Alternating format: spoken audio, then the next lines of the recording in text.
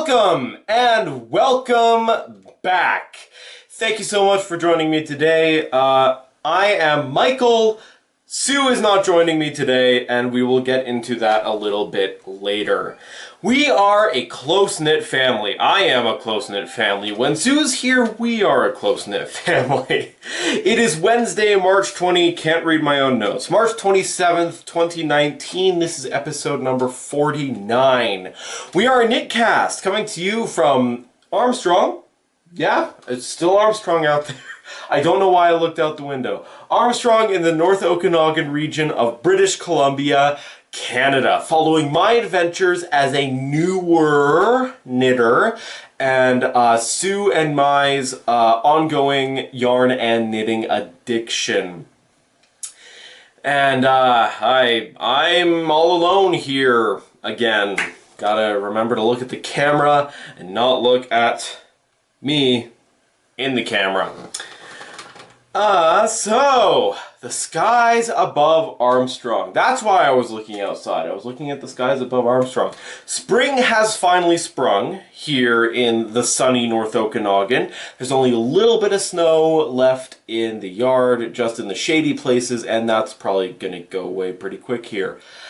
Yeah, it's been warm. It's been consistently above freezing in our lows, so, yeah, spring has sprung. Alrighty, so for the elephant in the room, my cohort Sue is not here. Sue had to rush away very last minute to help a friend with an emergency that they were having. Sue is okay, our friend is okay. We'll probably be hearing more about that next week when Sue is actually back, but rest assured, everybody's okay. And Sue will be back next week. You're getting a little bit of... normally when I come up with things to talk about, it sort of goes through Mom, goes through Sue, and she kind of suggests, you know, okay, do mention this, don't mention this, you know. Maybe that's not necessary to say at all, so you're getting raw, unfiltered me. Oh god, no. I should cut that, really. Alrighty, so, of course, I don't normally come up with the things that we do for Chit Chat, so, yeah, it's actually well, I did thankfully have at least one thing that I could talk about a little bit today. This is probably going to be a very short episode, just so you're aware. I was wondering a little bit about yarn gifting etiquette. I've had a couple people ask, you know, me, or people ask my mom about me, what we should gift for yarn. You know, I've had people ask me, you know, okay, so your mom's into knitting, should I buy her some yarn? And I'm like, you know, yeah, Mom loves yarn, but I know if that person goes to the kind of place where Mom wants to get her yarn from, they're going to be immediately overwhelmed, and they're going to have no idea what to get. And so I just wanted to take a little moment here to ask you what you think good yarn gifting etiquette is. Because what I would normally try to do, if I were, say, getting Mom yarn, I would maybe ask her what kind of projects she's looking on at getting. I'd probably even just look at some past episodes for that. But obviously that's not available to everybody. And I would just, you know, figure out what weight of yarn that needs. And I would try to get her something like that. Or if I notice that, you know, she's been knitting a lot recently with DK weight yarn, I might get her a nice DK weight. And you know so, you know, that's just merely the question of the weight of the yarn. What about the colorway? What about how much of that yarn? Do you get something that you like? Do you try to get something that they like, the giftee likes? And just, you know, do you get them this yarn with the expectation that they're going to make you something? I would sure hope that you don't. I would hope that you get them that yarn in the hopes that they put it to some good use, and maybe that ends up being some sort of gift for you. But yeah, do you get them yarn with the caveat of, you know, I would really like this yarn. You know, I would like a pair of socks that were made in this yarn. Because are you really then getting that person a gift? I suppose then that gets into, you know, what kind of knitter is that person? Are they a process knitter? Are they a products knitter? Do they prefer the process of making the item? Or do they prefer making the object? Or do they prefer having the finished product? Object. Yeah. So, yeah, that's something that perhaps a little bit of discussion on could happen in the comments below. I hate when people do that, and I do it nearly every week. But yeah, what do you think is good yarn gifting etiquette? What would you want to get? What kind of considerations would you want to happen if people were buying you yarn? What kind of considerations do you put into your yarn gifting? And or do you just get them stitch markers?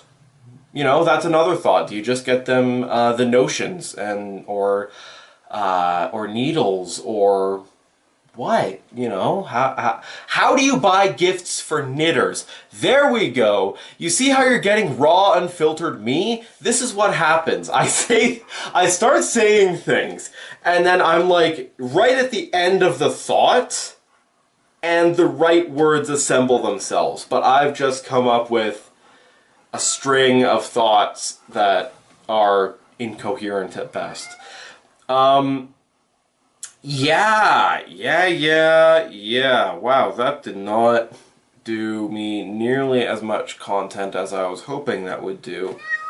Well, Jude is joining us, so hi, Jude. Well, yeah, I guess how am I doing with knitting? You know, going back to what this podcast is, hi, Jude, what this podcast is all about, you know, but the beginner knitter. I'm a little bit, if I'm perfectly honest, I'm a little bit worried that we're kind of losing, our podcast is maybe kind of losing its focus as being a podcast that is focused on beginners.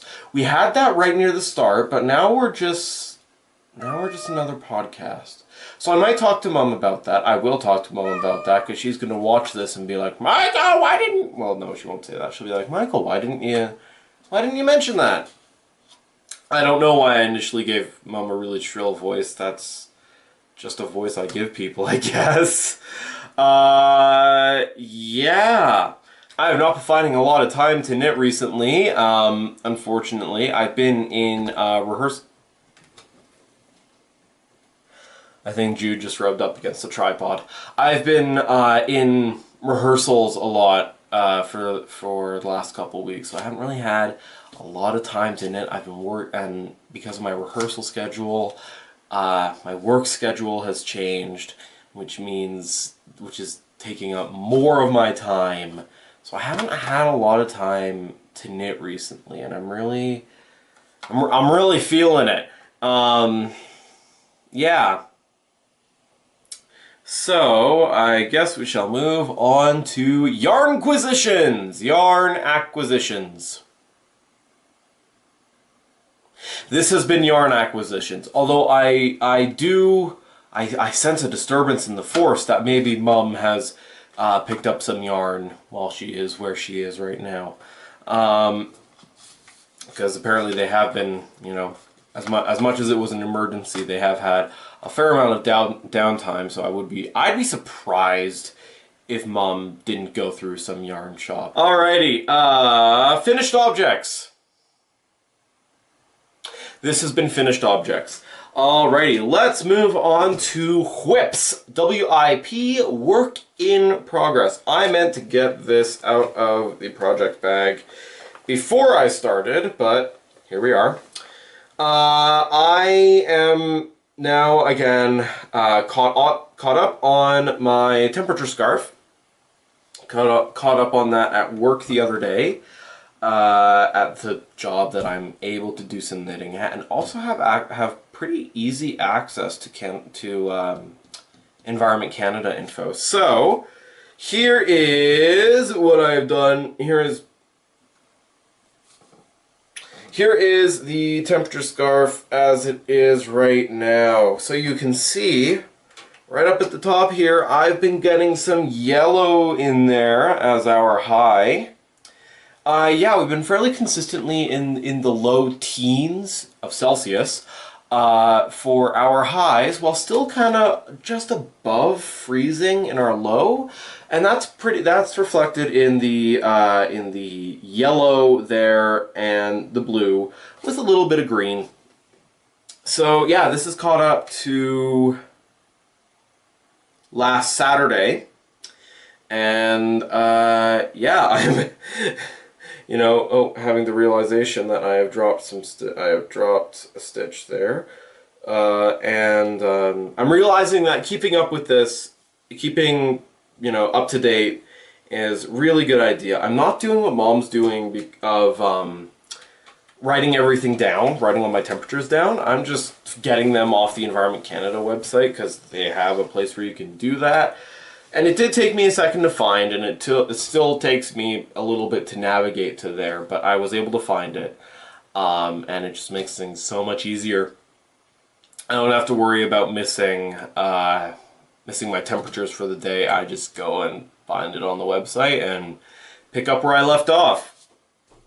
My other whip here is the socks that I've been working on with the Queensland Perth collection yarn, which my lovely, wonderful girlfriend Robin got me for Valentine's Day. That is inside out. That is not inside out. So here we are. So this is one sock, doing them 2 at a time, toe up, magic loop, heel flap and gusset, the way Mom intended. So yeah, here's one of the socks, and here is the other sock. Now, I find this really interesting. These are the same ball of yarn, and yet if you asked me, I would have said that those were 2 different colorways, and they're not. These are just 2 different parts of the same colorway. So I'm wondering what's going to happen, basically, because it's a smooth fade. If I grab the ball, if you look at that, it's a smooth fade. So how did I end up with, this, which I call a nice fade, and this, which is sort of a chaotic fade? I don't know. I am super excited to see where this goes. Oh, by the way, this Progress Keeper is where I was at last episode, so I've nearly doubled the length of the sock already, just in the last week. Here I go saying I don't have a lot of knitting time, and I've doubled the length of those socks, but that's basically all I've been working on. Catherine Ann, I've done no progress on. Again, I still want to talk to Mom and figure out exactly what she meant about like casting off and using that other yarn I have, and even seeing if that other yarn is a viable color option.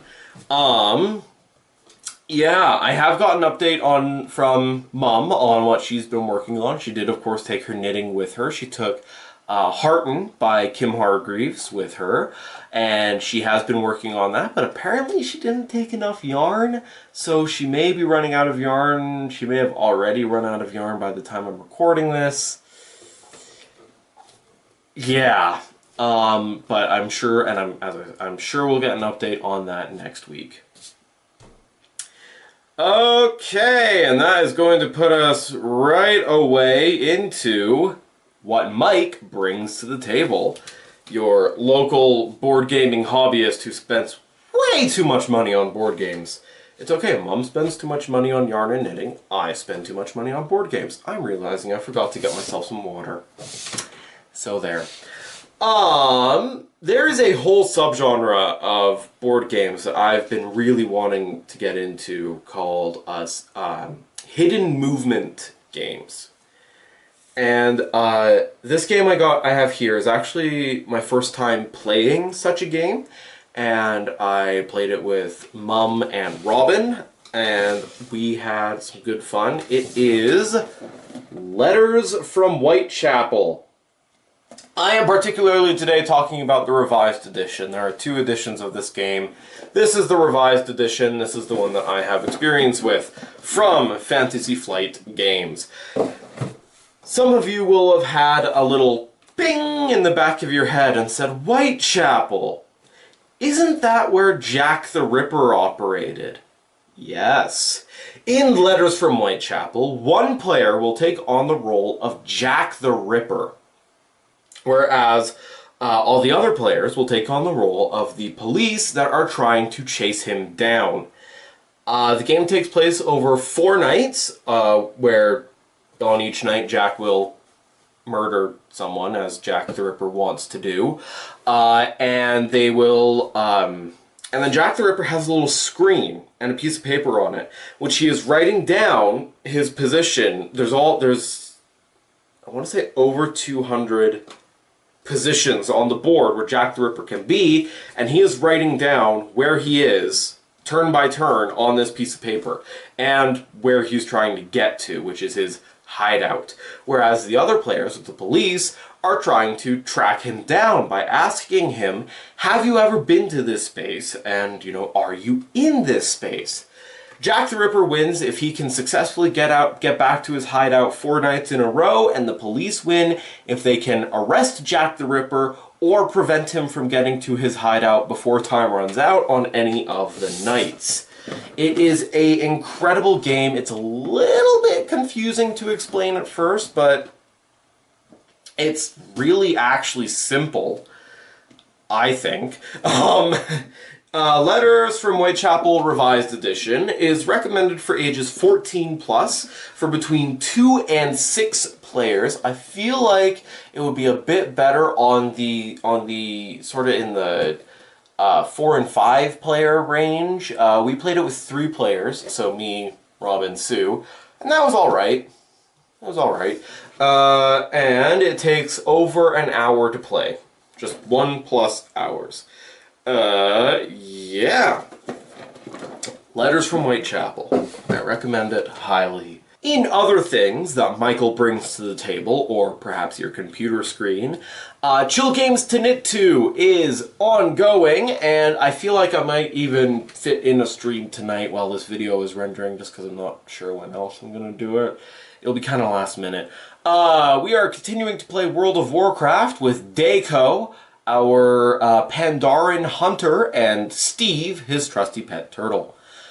Daco has now found out what was causing the Wandering Isle to wander perhaps a little bit more than it was, and that is the fact that the Wandering Isle is actually on the back of a giant turtle, which I didn't realize the first time I played. And the turtle has a thorn in its side, which was causing it immense pain, and it could no longer swim straight. Upon investigating the thorn, we found out that it was an Alliance airship carrying Horde prisoners from one place to another, and it had carved a great gouge in Shenzhen Su, the Wandering Isles, shell, and it was causing great amounts of pain. We rectified that by following G's method of blowing the ship off Shenzhen Su, which also caused pain, but we then fixed that.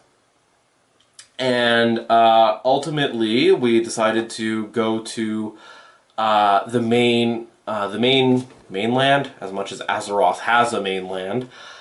The mainland of Azeroth, but we had our choice of going with either G to join the Horde, or with Asa to join the Alliance.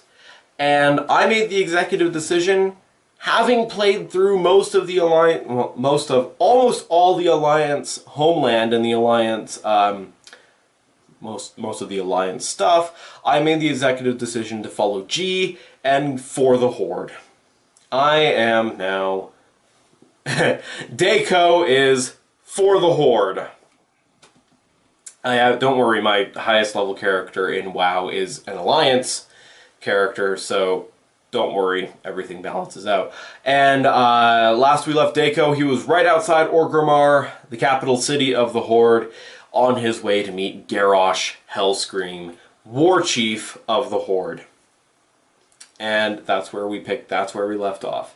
So that'll be continuing. I may switch up when exactly that happens. I got some good feedback from Susie Robertson on the last episode that there is some time that works better for her. Being the person who really wants to watch these streams, she mentioned that she does, but she's never able to. Yeah, so hopefully I will figure out when that happens. And hey, if maybe we're getting a little bit burnt out on WoW, I'm fine with it. But if you guys are getting a little bit burnt out, I can always change up what we're playing. Bit of dust there. I was thinking that maybe Skyrim would also be a good game to play. Some of you expressed interest in Magic the Gathering, so I am an avid Magic the Gathering player. I can absolutely get some of that going. Yeah, and I'm open to other suggestions. I was thinking of maybe trying to play Yakuza 0, but I fear that that's not quite a chill game. It's very much an action game, and I'm worried about... And also, it is voice acted in Japanese, so I don't know. What do you got? Let me know what you guys think, again, in the comments below. Alrighty, and it wouldn't be an episode of Close Knit Family without events from around the world.